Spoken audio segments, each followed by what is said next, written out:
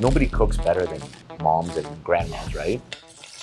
If you ask anybody what their last dish is, it's always gonna be like a mom or an aunt's last dish. It's never gonna be like a 5-star restaurant. Hi, I'm Peter Tsekareas, one of the co-founders of Sunday's Pasta Lab. The idea came from a family trip in Greece in 2023.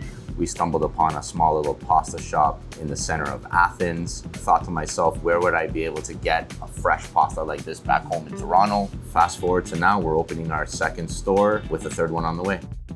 Me and Andreas have known each other for 25 plus years. I woke up in the middle of the night where I texted him at 3. I'm like, Sundays, it's the best day of the week. It's a day to relax, spend time with family, recoup, get ready for the busy week ahead. The thing he mentioned is like, well, let's do Pasta Lab because my background is a pharmacist.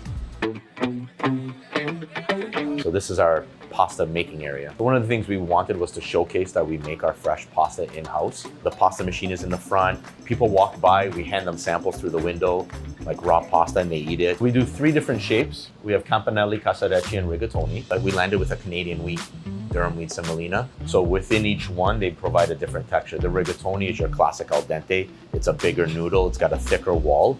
Casarecci, it's a little bit of a longer noodle and it's thinner. It's got like a gnocchi type feel to it. The outside's softer, but as you get to the core, it gets harder. And then campanelli's got a very thinner wall.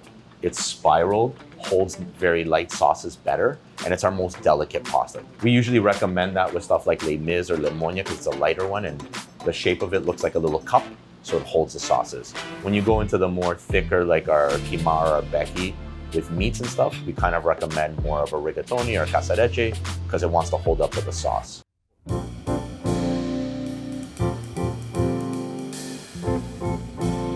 My favorite menu item is Les Mis, just because it's a simple 3-ingredient brown butter. Comes from the village that my dad was born from. So it's a poor man's food, burnt butter and cheese.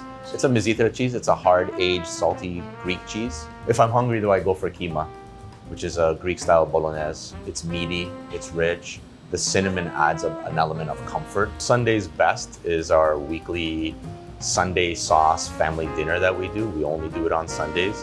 It's in the oven for 7 hours, but prep-wise and stuff, 10 plus. We'd love to do it every day, but it's just too much work. I worked for Shoppers for many years in CVS. People come in, they leave feeling better. At the end of the day, you're trying to make them feel better. In pharmacy, there's requirements that you have to have. You have to have a pharmacy license. I'll say in hospitality, you don't have to have a chef license to be a chef. I think we hire more for attitude and culture. We can take people that have never worked in hospitality and teach them. It gets hectic in the kitchen, so you want people that get along. Most people weed themselves out if you have a strong culture. We've been really quick to replace people.